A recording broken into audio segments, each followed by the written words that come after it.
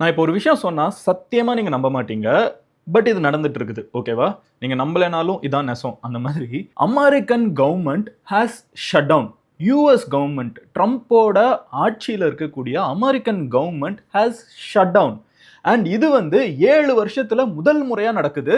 This means அமெரிக்கால இருக்கக்கூடிய public toilets இருக்கும்ல, ஊர் ஃபுல்லா இருக்குல்ல டாய்லெட், நம்ம ஊர்லயே இருக்குது, அமெரிக்காலயே இருக்கும். அந்த டாய்லெட்ஸை கிளீன் பண்றதுக்கு ஆள் வராம போயிடலாம். ஒரு விசாவை ப்ராசஸ் பண்ணணும்னு கவர்மெண்ட் ஆஃபீஸ் போனீங்கன்னா கவர்மெண்ட் ஆஃபீஸ்ல இந்த விசா ப்ராசஸ் நடக்காம இருக்கலாம்.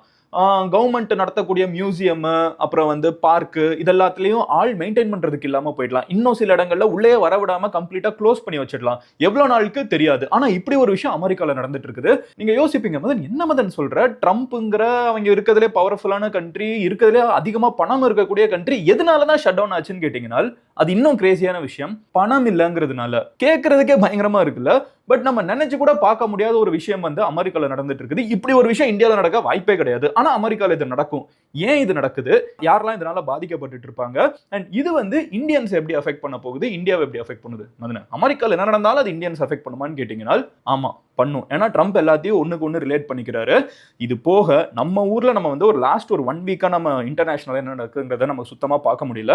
நம்ம ஊர்ல இருக்கிற ஐடி எம்ப்ளாயிஸ் நிறைய பேர் அஃபெக்ட் பண்ற மாதிரியும் ஏகப்பட்ட சேஞ்சஸ் இப்ப யூஎஸ்ல நடந்துட்டு இருக்குது.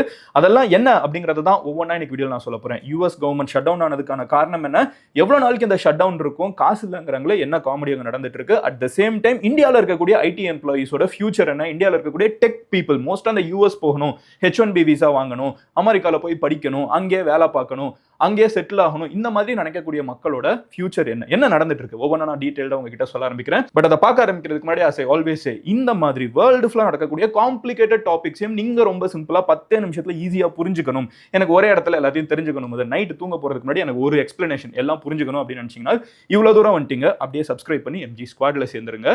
எல்லாமே உங்களுக்கு 10 நிமிஷத்துல டெய்லி நைட் கொடுக்க வேண்டியது என் பொறுப்பு. ஓகேவா? MG guarantee இது. Anyway, let's get started. Hello everyone, நான் Madan Gowri and hello my dear MG squad. Hello everyone, நான் Madan Gowri. Hello my dear MG squad. First விஷயம் என்ன அப்படின்னு பார்த்தீங்கன்னா US shut down, US government shut down அப்படிங்கிறதா வந்து இன்னைக்கு குளோபலா எந்த மீடியா எடுத்து பார்த்தீங்கன்னாலும் ஹெட்லைன்ஸா இருந்துட்டு இருக்கும். யூஎஸ் ஷட் டவுன்னா என்ன அப்படின்னு பார்த்தீங்கன்னா யூஎஸ்ல ஒரு நிதியாண்டுக்கு, ஒரு ஃபினான்ஷியல் இயருக்கு எவ்வளவு செலவு பண்ணும், கவர்மெண்ட் எங்கெங்க செலவு பண்ணும், எங்கெங்க செலவு பண்ணக்கூடாது அப்படிங்கிறத வந்து ஒரு காங்கிரஸ்ல அவங்க ஊர் அசம்பிளில எல்லாரும் உட்காந்து அவங்களோட இருக்கிறதுலே டாப் ஆஃபீஸ் ஒரு ரூம் யோசிச்சுப்பாங்க. நம்ம ஊர்ல எப்படி பார்லிமெண்ட் இருக்குது அந்த மாதிரி அவங்களோட டாப் ஆஃபீஸ்ல எல்லா தலைவர்களும் ஒன்னா உட்காந்து ஓகே இதுக்கு இவ்வளவு காசு கொடுக்கலாம், ஆர்மிக்கு இவ்வளவு காசு கொடுக்கலாம், பாத்ரூம்ஸ் எல்லாம் வந்து மெயின்டைன் பண்ணும், பப்ளிக் டாய்லெட்ஸ் அந்த டிபார்ட்மெண்ட் ஹெல்த் கேர் டிபார்ட்மெண்ட்டுக்கு இவ்வளவு அலோகேட் பண்ணலாம் அப்படின்னு சொல்லிட்டு டிஸ்கஸ் பண்ணி ஒரு பட்ஜெட்டை போடணும். பேசிக்கா நம்ம வீட்டில் வந்து அப்பா அம்மா வந்து ஒரு மாசம் ஆரம்பிக்கிறப்பமோ வந்து ஒரு வருஷம் ஆரம்பிக்கிறப்பமோ ஒரு கணக்கு போடுவாங்க. நீங்க தெரியலன்னா அப்பா அம்மா கிட்ட கேளுங்க, அவங்க ஈஸியா எக்ஸ்பிளைன் பண்ணுவாங்க. இந்த வருஷம் இதான் நம்மளுக்கு வருமானம், இதான் சம்பளம், இதுல வந்து நான் இதெல்லாம் செலவு பண்ண போறேன், ஸ்கூல் ஃபீஸ் இவ்வளோ, காலேஜ் ஃபீஸ் இவ்வளோ, நான் வந்து இவ்வளோ அப்போ என்டர்டைன்மெண்ட்டுக்கு செலவு பண்ண முடியும், தியேட்டர் மாசத்துக்கு ஒரு தடவை தான் போகணும், 2 தடவை தான் போக முடியும், கார் வாங்க முடியுமா வாங்க முடியாதா, எந்த கார் வாங்க முடியும், எவ்வளோ இஎம்ஐ கட்டணுங்கிறது வரைக்கும் நம்ம வீட்டில் எப்படி பிளான் பண்றோமோ இதே தான் கவர்மெண்ட் வந்து அவங்களோட ஸ்கேல்ல பெருசா பிளான் பண்ணுவாங்க. யூஎஸ்ல இதுதான் நடக்கும். எல்லா கண்ட்ரியிலும் நடக்கிற மாதிரி யூஎஸ்ல இது நடக்கும். பட் யூஎஸ் வந்து ஒரு இப்போ இன்ட்ரெஸ்டிங்கான ஒரு சிச்சுவேஷன்ல மாட்டிட்டு இருக்காங்க. அவங்களுக்கு தேவையான ஓட்ஸ் எவ்வளோ அப்படின்னு பாத்தீங்கன்னா, அதாவது ஓகே ஒரு பெரிய குடும்பமா இருக்காங்கன்னா எல்லாருக்குமே அவங்களுக்கு ஒரு மதிப்பு இருக்குல்ல, ஒரு ஓட்டு வச்சிருப்பாங்க. இதுல கவர்மெண்ட்டுக்கு ட்ரம்ப் சொல்றத பாஸ் பண்றதுக்கு தேவையான ஓட்டு வந்து ட்ரம்ப் கிட்ட கிடையாது. எப்படி? ஓகேவா? புரியுதா? அவர் தான் பிரசிடென்ட். ஆனா அவர் கொண்டு வர்றத வந்து பாஸ் பண்ணி அவர் இதான் செலவு பண்ணணும் ஒரு பில்லை ப்ரொபோஸ் பண்றாரு, ஒரு பட்ஜெட்டை ப்ரொபோஸ் பண்றாரு. இந்த பட்ஜெட்டை பாஸ் பண்றதுக்கு ஓகே சொல்றதுக்கு தேவையான மெஜாரிட்டி அவர்கிட்ட அந்த கூட்டத்துக்கு நடுவில் இல்லை. ஸோ அவர் அப்போசிஷன் பார்ட்டியவும் நம்பி அவங்களும் ஓகே சொன்னாதான் இவங்கனால ஒரு பட்ஜெட்டை பாஸ் பண்ண முடியும். ஓகேவா? ஸோ இதுல வந்து 2 பேருக்கும் நடுவில் தகராறு. யாருக்கு? ட்ரம்போட ஆட்சிக்கும் ட்ரம்ப்புக்கு ஆப்போசிட்ல இருக்கக்கூடியவங்களுக்கும். ட்ரம்போட ஆட்சியில் இருக்கிறவங்க ரிப்பப்ளிகன்ஸ், ட்ரம்போட கட்சிக்காரங்க. ஆப்போசிட்ல இருக்கிறவங்க வந்து இந்த ஒபாமா கட்சிக்காரங்க, டெமோக்ராட்ஸ் அப்படிம்பாங்க. பிஜேபிக்கும் காங்கிரஸ்க்கும் மாதிரி வச்சுக்கோங்க. நம்ம ஊர்ல ஏடிஎம்கேக்கும் டிஎம்கேக்கும் மாதிரி வச்சுக்கோங்க. சம்திங் இந்த மாதிரி 2 பேரும் வந்து ஒரு காமன் ஸ்பேஸ்க்கு வந்து ஓகே இந்த பில்லை பாஸ் பண்ணலாம்னு சொல்றோம். ஆனா அவங்களுக்கு அந்த காமன் ஸ்பேஸ் வரல. ட்ரம்போட ஈகோ வந்து எப்படி இன்டர்நேஷனலா யாராவது ஒருத்தங்க எதிர்த்து பேசிட்டாங்கன்னா பொத்துக்கிட்டு வருதோ, யாராவது ஒத்துக்கலைனால காண்டாகுதோ, இந்தியா வந்து ட்ரம்ப் தான் மகான், ட்ரம்ப் தான் எங்களுக்கும் பாகிஸ்தானுக்கும் போரை நிறுத்தி வச்சிட்டாரு, நோபல் பிரைஸை குடுறா ட்ரம்ப்புக்கு அப்படின்னு சொல்லாம இருக்கிறது வந்து எப்படி ட்ரம்ப்புக்கு ட்ரிகர் பண்ணி நம்ம மேல டாக்ஸ் போடுறாரோ, அவங்க நாட்டிலே யாராவது அதை பண்ணாலும் ட்ரம்ப்புக்கு அதுவும் ட்ரிகர் ஆகுது. ஸோ ஆப்போசிட்ல இருக்கக்கூடிய டெமோக்ராட்ஸ் இருந்துகிட்டு இல்ல இந்த செலவு வேணாம், இந்த செலவு தான் சரின்னு சொல்றது வந்து ட்ரம்ப்புக்கு ட்ரிகர் ஆகி ட்ரம்ப் என்ன சொல்லிட்டாருன்னு பாத்தீங்கன்னா எனக்கு கவர்மெண்ட்டே ஷட் டவுன் ஆனாலும் பரவாயில்ல அப்படின்னு சொல்லிட்டாரு. கவர்மெண்ட் ஷட் டவுன் ஆயிடுச்சு. விச் மீன்ஸ் இப்போ கவர்மெண்ட் வந்து இந்த ஆஃபீஸ்க்கெல்லாம் என்ன நடக்கும், ஒரு பட்ஜெட்டை போட்டதுக்கு அப்புறம் என்ன நடக்கும், இப்போ நீங்க வந்து ஸ்கூல்ல சொல்றீங்க ஒரு டூர் போகணும்னா அப்பா அம்மா பட்ஜெட் போட்டு உங்களுக்கு அந்த காசை கொடுத்தாதான் நீங்க போய் டூர் கம்பெனில கொடுக்க முடியும். கரெக்டா? இப்போ அந்த டூர் நீங்க போகவே முடியாதுல, உங்களுக்கு காசு வரலன்னா. யூஎஸ்ல தான் நடந்துட்டு இருக்குது. ஸோ யூஎஸ்ல இருக்கக்கூடிய டிபார்ட்மெண்ட்ஸ்க்கு போக வேண்டிய ஃபினான்ஷியல் அலோகேஷன் நடக்கல. ஏன்னா எந்த பட்ஜெட்டை பாஸ் பண்றதுங்கிறதுல குழப்பம் நிலவிட்டு இருக்குது. So the US government has shut down, which means most important work எல்லாம் இருக்குல்ல, மேண்டேட்டரியா நடக்க வேண்டிய வேலைகள், ஒரு எமர்ஜென்சி ஆபரேஷன், ஒரு விபத்துல வந்து ஒரு போலீஸ் போய் ஹெல்ப் பண்ணிட்டு இதெல்லாம் ரன் ஆயிடும். பட் நான் எமர்ஜென்சி விஷயங்கள் இருக்குல்ல, நான் சொன்ன மாதிரி பப்ளிக் டாய்லெட்ஸ் வந்து நான் ஏன் சொல்லிக்கிட்டே இருக்கேன், அது மோஸ்டா நம்ம ஈஸியா ரிலேட் பண்ணிக்கக்கூடிய விஷயம். இதை நம்ம ஊர்ல ரிலேட் பண்றதுக்கு ஏதாவது சொல்லுப்பான்னு சொல்லிட்டு நான் பெர்ப்ளெக்சிட்டில கேட்டப்ப என்ன சொல்றாங்கன்னா, விசிட்டர் சென்டர்ஸ், மியூசியம், இந்த டூருக்கெல்லாம் வந்து போறப்போ கூட யாராவது ஹெல்ப் பண்ணுவாங்கல்ல, அந்த மாதிரி கவர்மெண்ட் எம்ப்ளாயிஸ் இருப்பாங்கல்ல அவங்க, public rest room, maintenance of these facilities, indoor gallery, அப்புறம் வந்து எனிதிங் வித் செக்யூரிட்டி, பேசிக்கா கவர்மெண்ட் செக்யூரிட்டி தேவையான இடங்கள்லாம் வந்து இல்லைன்னா பெரிய பாதிப்பு இருக்கும். இதை நம்ம ஊருக்கு கம்பேர் பண்ணோம்னா தாஜ்மஹால், ரெட் ஃபோர்ட் இதெல்லாம் பாக்குறதுக்கே ஆயிரக்கணக்கான மக்கள் டெய்லி, லட்சக்கணக்கான மக்கள் போறோம். இப்போ அதுக்கெல்லாம் கவுண்டர் க்ளோஸ் ஆயிருந்துச்சுன்னா உள்ள எப்படி போறது? அந்த மாதிரி கவுண்டர் கொடுக்கறவங்க உட்கார்றவங்களுக்கு சம்பளம் கிடையாது. இப்போ இதே யூஎஸ் சினாரியோல யோசிச்சுக்கோங்க. அதே மாதிரி நம்ம ஊர்ல Egmore museum, Delhi zoo close பண்ணிட்டா, வண்டலூர் ஜூவை க்ளோஸ் பண்ணிட்டா எப்படி இருக்கும்? கவர்மெண்ட் ஷட் டவுன் ஆனா அதான், சம்பளம் கொடுக்கலன்னா அவங்க ஏன் வேலைக்கு வரணும்? அதுக்கடுத்து வந்து பாத்தீங்கன்னா ஆர்ம்டு ஃபோர்ஸஸ்லாம் இருக்காங்கல்ல, இந்த ஏர்போர்ட்ல வந்து செக்யூரிட்டி எல்லாம் ஒர்க் பண்ணிட்டு இருப்பாங்க, சிஆர்பிஎஃப்லாம் இருப்பாங்க, அவங்களுக்குலாம் சம்பளம் இல்லைன்னா சம்பளம் இல்லாம அவங்க வேலை பார்ப்பாங்க, வேற வழி இல்லை, வேலை பார்த்தாகணும். மறுபடியும் எப்படி சம்பளம் வந்து ஒரு 2 மாசம் கழிச்சு கிரெடிட் பண்ணா அப்பதான் வருமே தவிர, இப்போ சம்பளமே இல்லாம வேலை பார்த்துட்டு இருக்காங்க, அத்தியாவசியமான சிச்சுவேஷன்ங்கிறதுனால. ஆர்டிஓ, ரேஷன் ஷாப், பாஸ்போர்ட் இது எல்லாமே பயங்கரமா டிலே ஆகும். ஏன்னா மேன் ஃபோர்ஸ் ரொம்ப கம்மியாயிடும், அத்தியாவசியமான ஆட்கள் மட்டும் வேலை பார்ப்பாங்க. எய்ம்ஸ் மாதிரி பெரிய பெரிய ஹாஸ்பிட்டல்ஸ்ல வந்து ரிசர்ச், அடுத்த மருந்துக்கான தேவையான ரிசர்ச் இதெல்லாம், ஏன்னா இதெல்லாம் அத்தியாவசியம் கிடையாது, ஃபியூச்சருக்கான தானே. ஸோ அந்த மாதிரி இதெல்லாம் ரிசர்ச் எல்லாம் நிறுத்தி வச்சிட்டாங்கன்னா இதுதான் யூஎஸ்ல இப்போ நடந்துட்டு இருக்குது. The US government has shut down. And இது 7 வருஷத்துல இதான் முதல் முறை நடக்குது. இதுக்கு முன்னாடி நடந்திருக்கான்னு கேட்டீங்கன்னா நடந்திருக்குது. கடந்த நூற்றாண்டுல வந்து மோர் தென் 20 டைம்ஸ் வந்து இந்த மாதிரி ஷட் டவுன் ஆயிருக்குது. நடக்காத விஷயம் கிடையாது. பட் இவ்வளவு மாடர்னா வந்ததுக்கு அப்புறம் ட்ரம்ப் வந்து இவ்வளவு பெரிய ஒரு கிட்டத்தட்ட ஒரு டிக்டேட்டரா இல்லன்னு சோகப்பட்டு இருக்கிற நிலைமையில அவரோட ஆட்சியில அவர்னாலே அவங்க நாட்டுக்குள்ளே உன்னை பாஸ் பண்ண முடியலங்கிறது ஒரு sad state of US affairs தான் இன்னைக்கு. But that is about US. அடுத்து என்னன்னு பாத்தீங்கன்னா இந்தியாவுக்கும் யூஎஸ்க்கும் இருக்கிற பஞ்சாயத்தை பத்தி நான் சொல்றேன். உங்ககிட்ட ஸ்டார்டிங்லேயே சொன்னேன், ஒரு வாரமா நம்ம இதை பத்தி பேசல. இந்தியாவில் இருக்கக்கூடிய IT employees and IT future are யூஎஸ்ல போய் வேலை பார்க்கணும்னு நினைக்கக்கூடிய டெக் பீப்புளோட ஃபியூச்சர் எல்லாமே வந்து ட்ரம்ப் வந்ததுல இருந்து தில்லாலங்கடியா தான் போயிட்டு இருக்குது. ஏன்னா எப்ப வந்தாலும் என்ன யோசிப்பாரு, காலையில எந்திரிச்சு அவருக்கு வந்து மூக்கு புடைப்பா இருந்தா ஏதாவது வித்தியாசமா யோசிப்பாருங்கிற மாதிரி ட்ரம்ப்புக்கு வந்து முடி சரியில்லைன்னா இந்தியா மேல டாக்ஸ் போடுங்கிற அளவுக்கு தான் இப்போ ட்ரம்ப் பிஹேவ் பண்ணிட்டு இருக்காரு. ஆனா Trump has shot himself in the leg அப்படிங்கலாம். அதாவது ஜெனரலா சொல்லுவாங்க, நம்ம இன்னொருத்தனை சுடுறேன்னு நினைச்சிட்டு நம்ம காலையே சுட்டுக்கிறது அப்படின்னு ஒரு காமெடி இருக்குது. கரெக்டா? அந்த மாதிரி ட்ரம்ப் எதை தான் பண்ணியிருக்காருன்னு நான் நினைக்கிறேன். பிகாஸ் ட்ரம்ப் என்ன பண்ணாரு, இந்தியால இருந்து யாராவது யூஎஸ் பண்ணணும், ஏன்னா H1B விசா அப்படிங்கறத தான் டார்கெட் பண்ணாங்க. விச் மோஸ்ட் அவங்க சொந்தக்காரங்க யாராவது யூஎஸ்ல வேலை பார்த்துட்டு இருக்காங்கன்னா அவங்க யூஎஸ்குள்ள போனதுக்கு முக்கியமான விசா H1B தான் இருக்கும். ஓகேவா? அவங்க ஊர்ல போய் வேலை பார்க்கறதுக்கான விசா. இந்த விசாவை வந்து 70% கன்சியூம் பண்றது யாருன்னு பாத்தீங்கன்னா இந்தியன்ஸ், நம்ம நாட்டுக்காரங்க தான். இப்போ H1B விசால வந்து ட்ரம்ப் கை வச்சிருக்காரு. என்ன சொல்றாரு, நீ உள்ள ஜாயின் பண்றப்போ நீ வந்து ஆல்மோஸ்ட் 1 crore rupees நீ வந்து பே பண்ணிட்டு உள்ள வந்து ஜாயின் பண்ணிக்கோ. இப்போ ட்ரம்போட லாஜிக் என்னன்னா, நான் இவ்வளோ நீ அங்க H1B விசாவோட லாஜிக் என்ன, அமெரிக்கால இந்த டேலண்டே இல்லை, நான் இந்தியாவில இந்த கூப்பிட்டு வந்தாதான் அவனுக்கு மட்டும் தான் அறிவு இருக்குது, அவனை தான் கூப்பிட்டு வரேங்கிறதா H1B விசாவோட லாஜிக். ட்ரம்ப் என்ன சொல்றாருன்னா, அப்படி ஒரு அறிவுஜீவியை நீ இந்தியால இருந்து கூப்பிட்டு வரேன்னா நீ இவ்வளவு காசு கட்டிட்டு கூப்பிட்டு வா அப்படின்னு வந்து ட்ரம்ப் சொல்றாரு. ட்ரம்ப் அவரோட நக்கல் டோன் அதுதான், அவ்வளோ அறிவாளிங்களா, அப்ப நீ இவ்வளவு காசு கொடுத்து கூப்பிட்டு வா, இல்லைன்னா அந்த வேலையை நீ அமெரிக்கனுக்கே கொடு. இதுதான் ட்ரம்போட லாஜிக். பட் என்ன இதுல காமெடி ஆயிடுச்சுன்னு பாத்தீங்கன்னா, இந்த கம்பெனிஸ் இருக்காங்கல்ல அவங்களுக்கு இவ்வளோ செலவு பண்ணி ஒரு இந்தியனா இங்கே தான் அங்கே கூப்பிட்டு போகிறத விட ஈஸியர் மூவ் என்னன்னு பார்த்தீங்கன்னா GCCs இந்தியாவில் உருவாக்குறது தான். குளோபல் கெப்பாபிலிட்டி சென்டர்ஸ் அப்படின்னு சொல்லுவாங்க. கூகுளோட ஹெட் ஆஃபீஸ் ஒன்று வந்து இந்தியாவிலே இருக்குது, மைக்ரோசாஃப்டோட ஆஃபீஸ் ஹைதராபாத்தில் இருக்குது, கூகுள் டெல்லி கிட்ட இருக்காங்க. இந்த மாதிரி அந்த ஐடி கம்பெனிஸ் பெரிய பெரிய ஜெயின்ஸ், அமேசான் வந்து ஹைதராபாத்தில் இருக்காங்க. ஹைதராபாத்தில் தான் தடுக்கி விழுந்தா ஒரு ஐடி கம்பெனி தான் விழுந்தா, அது மோஸ்ட் அமெரிக்கன் கம்பெனியாக தான் இருக்குது. ஸோ அவங்க என்ன பண்ண ஆரம்பிச்சிட்டாங்கன்னு பார்த்தீங்கன்னா, அங்கே இருக்கிற கம்பெனிஸில் வந்து இங்கே இருக்கிற இந்தியன்ஸை கூப்பிட்டு போகிறது காசு அதிகமாகுதுங்கிறதுனால அங்கே இருக்கிற கம்பெனிஸ் வந்து இந்தியாவில் டைரெக்டாக அவங்களே ஃபுல்லாக ஓன் பண்ணி நிலத்துல இருந்து பில்டிங்ல இருந்து எல்லாத்தையுமே அவங்களே கட்டி இங்கே இந்தியன்ஸை வந்து உருவாக்க ஆரம்பிச்சிடுறாங்க.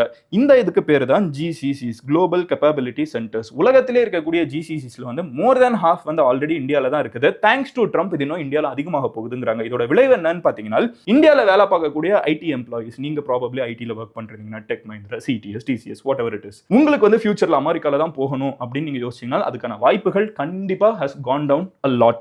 பட் என்ன மேட்டர்னு பார்த்தீங்கன்னா, நீங்க இந்தியாவில் இருக்கக்கூடிய இந்த ஜிசிசிஸ்ல உங்களுக்கு நல்ல ஹேண்ட்ஸமான பேவோட உங்களுக்கு வேலைகள் கிடைக்கிறதுக்கான வாய்ப்புகள் அதிகமாயிடுச்சு. ஸோ இந்தியாவுக்குள்ள இந்த வேலைகள் அதிகமாகுது, which is good thing for India. indirectly Trump வந்து இந்தியாவுக்கு இந்த விதத்தில் ஹெல்ப் பண்ணியிருக்காரு. ஏன்னா ரீசென்ட் டைம்ல ட்ரம்ப் இந்த டாக்ஸை கொண்டு வந்ததுலேருந்து கிட்டத்தட்ட ஒரு 2 வாரம் ஆயிடுச்சு. இது வந்ததுல இருந்தே வந்து பார்த்தீங்கன்னா இந்தியாவில் இருக்கக்கூடிய ஜிசிசிஸ் மேல இன்ட்ரெஸ்ட் அதிகமாக இருக்குது. லைக் அமெரிக்கன் கம்பெனிஸ் இந்தியாவில் கெப்பாசிட்டிஸை உருவாக்கலாம் அப்படிங்கிற இன்ட்ரெஸ்ட் உருவாகி இருக்குது. இப்போ இந்த மாதிரி அவங்க ஊர்ல இருந்து வேலையெல்லாம் அப்படி நீ வரியான்னு சொல்லிட்டு ட்ரம்ப் அதுக்கு ஒரு ஆப்பு வைக்க பாக்குறாரு. அமெரிக்கன்ஸுக்கு இந்தியால இருந்து நடக்கக்கூடிய வேலைகள் இருக்குல்ல, அமெரிக்கன் கம்பெனிஸ் வந்து அமெரிக்கால இருக்கிறவங்களுக்கு சாஃப்ட்வேர், இதெல்லாம் வந்து ஹார்ட்வேர் ப்ராடக்ட்ஸ் கிடையாது, சாஃப்ட்வேர் ஒர்க்ல இந்த ஒர்க்கை இந்தியால இருந்து யாராவது பண்ணி அனுப்பிச்சாங்கன்னா அதுக்கு 25% டாக்ஸ், நீ கொடுக்குற காசுல 25% அமெரிக்காவுக்கு கொடுத்துட்டு தான் நீ கொடுக்கணும் அப்படின்னு அதுக்கும் செக் வைக்கிறாரு. இந்த பில் பாஸ் ஆகல, ஆனா இது கன்சிடரேஷன்ல இருக்குது, which is crazy. ட்ரம்ப் வந்து என்ன நினைக்கிறாருன்னா, பேசிக்கா அமெரிக்கால வந்து வேலை வாய்ப்பை இன்க்ரீஸ் பண்ணும். வேலை வாய்ப்பை இன்க்ரீஸ் பண்ணு அப்படின்னு சொன்னா யாருமே பண்ண மாட்டாங்க. ஏன்னா அமெரிக்கால வந்து செலவு அதிகம், ஓகேவா?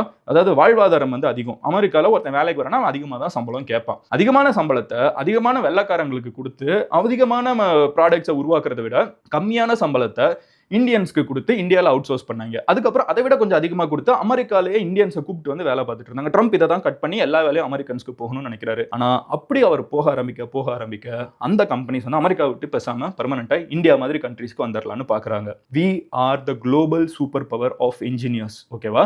இதை எங்க மாதிரி சொல்லியிருக்காங்க, நீ சொல்றேன்னு கேட்டீங்கன்னா நான் தான்டா சொல்றேன் அப்படின்னு சொல்லிக்கலாம். நான் 100% sure about this. We are the global superpower in terms of engineering, ஓகேவா? உலகத்துல நீங்க எந்த டெக் கம்பெனியெல்லாம் எடுத்துக்கோங்க, அதுல இந்தியன் இன்ஜினியர் வேலை பார்த்துட்டு இருப்பான். நம்மளோட 60-70 வருஷ வரலாறுல வந்து நம்ம உருவாக்குன இந்த ஐஐடிஸா இருக்கட்டும், இந்த இருக்கக்கூடிய அண்ணா யூனிவர்சிட்டிஸா இருக்கட்டும், இந்த எல்லா காலேஜஸும் வந்து produces so many engineers that we are the global superpower. நீங்க ப்ராபபிலிட்டி வச்சு பாத்தீங்கன்னா இத்தனை பேர் உருவாக்குறதுல கண்டிப்பா வந்து தான் ஆகணும், வழியே இல்லை. ஸோ இவ்வளோ இன்ஜினியர்ஸ் இருக்கிறப்போ நம்மளை அவாய்ட் பண்ணிட்டு ட்ரம்ப் வந்து அவங்க அமெரிக்காவை முன்னேற்றலாம், அமெரிக்காவில் வேலை வாய்ப்பு உருவாக்கிடலாங்கிறது வந்து ஆல்மோஸ்ட் இம்பாசிபிளான டாஸ்க். டெம்பரரியா 3 வருஷத்துக்கு அவர் எல்லாத்தையும் புள்ளி பண்ணி ஏதாவது பண்ணலாமே தவிர அதுக்கப்புறம் அவரால் இதை பண்ண முடியாது. அமெரிக்காவில் ஒரு ஆள் வந்து 2 தடவை தான் பிரசிடென்ட் ஆகலாம். இது ட்ரம்போட செகண்ட் டேர்ம். இது முடிகிறப்ப அவர் அதுக்கப்புறம் மறுபடியும் பிரசிடென்ட் ஆகிறதுக்கான வாய்ப்பு அவங்க கான்ஸ்டிடியூஷன்ல இல்ல. ஒருவேளை அவர் கான்ஸ்டிடியூஷனே மாற்றி எழுதி அவர் மறுபடியும் அங்கே பெர்மனண்டா மறுபடியும் இல்லைன்னு அடுத்த தடவை வர்றதுக்கான வாய்ப்பு இருக்குன்னு அவர் சொல்லலாம். அதுக்கான அடிவேலைகளை பார்க்குறாரு. பட் ப்ராக்டிக்கலா அதுக்கான பாசிபிலிட்டிஸ் கம்மி. டெமோக்ராட் சும்மா விட மாட்டாங்க, ஆப்போசிட் கட்சி புரண்டி விட்டுருவாங்க. இப்போதைக்கு இருக்கிற நிலைமையில இந்தியாவுக்கும் அமெரிக்காவுக்கும் பஞ்சாயத்தான்னு கேட்டீங்கன்னா பஞ்சாயத்து தான். எப்படியாவது நம்ம இந்தியன்ஸ் வந்து அமெரிக்காவில் பார்க்குற வேலையை பிடிங்கிடணும்னு பார்க்குறாரு. இனிமே இந்தியன்ஸ் உள்ள வரதையும் கம்மியாக்கணும்னு பார்க்குறாரு. But it's not easy. And at the same time இந்தியாவுக்கும் அமெரிக்காவுக்கு பஞ்சாயத்து கொஞ்சம் கம்மியாக ஆரம்பிச்சிருக்கு. இது அங்கே ஆல்ரெடி இருக்கக்கூடிய இந்தியன்ஸ் இப்போ இமீடியட்டா அந்த வீசா ப்ராசஸ் பண்ணக்கூடிய இந்தியன்ஸ்க்கு ஒரு நல்ல விஷயம் சொல்றேன். ட்ரம்ப்புக்கு என்னதான் வேணும்பா அப்படின்னு நீங்க கேட்டீங்கன்னா உங்களுக்கு கண்டிப்பா தெரியும். ட்ரம்ப்புக்கு தேவை மிகப்பெரிய குளோபல் பாலிடிக்ஸ்லாம் கிடையாது. அவருக்கு தேவை வந்து நோபல் பீஸ் பிரைஸ். அவரோட கடைசி காலகட்டத்தில் இருக்காரு. அவரோட லெகசியை உலகத்துக்கு விட்டுட்டு போகணும்னு நினைக்கிறாரு. பீஸ் பிரைஸை வாங்கிடணும்னு ஆசைப்படுறாரு. நோபல் பீஸ் பிரைஸ் அவர் வாங்கணும்னா 7 போரை நிறுத்திட்டேன், இந்தியாவும் பாகிஸ்தானும் செத்துருப்பாங்க 2 பேர் அடிச்சுக்கிட்டு, நான் தான் காப்பாத்தினேன்னு 1000 புருடா விட்டாலும் ஒரு விஷயம் அவர் செஞ்சாருன்னா அவருக்கு பீஸ் பிரைஸ் கிடைக்குங்கிறத நானே சொன்னேன். என்ன மேட்டர்னு பார்த்தீங்கன்னா பலஸ்தீன் இஸ்ரேல் இந்த பிரச்சனையை சால்வ் பண்ணும், இல்லைன்னா ரஷ்யா உக்ரைன் பிரச்சனையை சால்வ் பண்ணும். ரஷ்யா உக்ரைன் பிரச்சனையை எப்படியாவது சால்வ் பண்ணிடலான்னு பார்த்தாரு, முடியலன்னு தெரிஞ்சிருச்சு. இப்போ எப்படியாவது பாலஸ்தீன் அண்ட் இஸ்ரேல் பிரச்சனையை சால்வ் பண்ணணும்னு நினைச்சு அவர் ஒரு புதுசாக ஒரு டீல் ப்ரொபோஸ் பண்ணியிருக்காரு. இதில் அந்த பலஸ்தீனிய மக்களை வந்து சுற்றி இருக்கிற அரபு நாடுகள் கொஞ்சம் நாட்கள் ஆட்சி செய்வாங்க, அங்கே இருக்கிற ஆயுதங்கள் எல்லாத்தையும் கம்மியாக்குவோம், கொஞ்சம் கொஞ்சமாக அவங்களுக்கு பலஸ்தீனிய நாடுன்னு ஒன்று அவங்களுக்கே கொடுக்கப்படும்னு சொல்லிட்டு ஒரு புது ப்ரொபோசலை உருவாக்கியிருக்காரு. அதை பற்றி நான் இன்னொரு வீடியோ டீட்டெயிலாக வேணும்னா நான் சொல்கிறேன். அப்படி உங்களுக்கு தேவைன்னா பலஸ்தீன் ப்ரொபோசல் அப்படின்னு கமெண்ட் பண்ணுங்க. அது வேணும்னா டிமாண்ட் பேஸ்டாக வந்து அந்த கண்டென்ட்டை கொடுப்போம். பட் எனிவே இப்போ என்ன மேட்டர்னு பார்த்தீங்கன்னா ட்ரம்ப் வந்து ஒரு புதுசாக ஒரு ப்ரொபோசல் உருவாக்குறாரு. என்ன சொல்றாரு, நான் வந்து ஹெட்டாக இருந்துக்கிறேன் பலஸ்தீன மக்களுக்கு, நான் கொஞ்ச நாள் இருப்பேன், நான் இருக்கிற வரைக்கும் நான் அதை பார்த்துக்கிறேன், அதுக்கப்புறம் அரபு நாடுகள் வந்து பார்த்துப்பாங்க.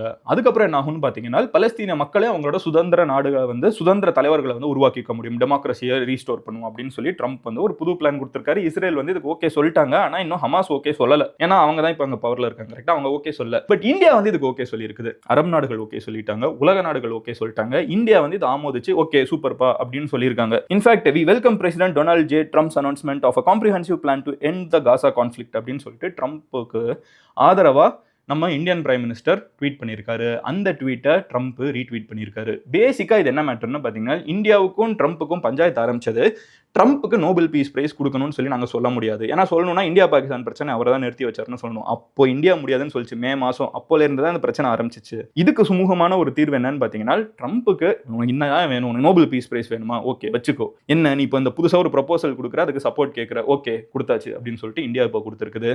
This is a good sign because இதனால இப்போ போட்டுட்டு இருக்கிற டாக்ஸ் இந்தியன்ஸ் உள்ள விட மாட்டேன் அப்படின்னு ட்ரம்ப் கத்திட்டு இருக்கிறதெல்லாம் கம்மியாகிறதுக்கான வாய்ப்பு அதிகமாக இருக்குது. ட்ரம்ப்புக்கு பீஸ் பிரைஸ் கிடைச்சிட்டா போதும், ட்ரம்ப் என்ன வேணாலும் பண்ணுவார், அதுக்கு இந்தியா வந்து ஒரு ஸ்டெப் எடுத்து கொடுத்துருக்குது. ஸோ இதெல்லாம் தான் ஓவராலாக லாஸ்ட் 1 வீக் வந்து யூஎஸ் இந்தியா சம்மந்தமாக நடந்திருக்குது. நிறைய நம்ம இதை பற்றி தான் பேசிட்டு இருந்தோம். ஒரு 1 வீக்காக பேச முடியல, உங்களுக்கே தெரியும் நம்ம ஊரில் நடந்த அசம்பாவிதத்தினால.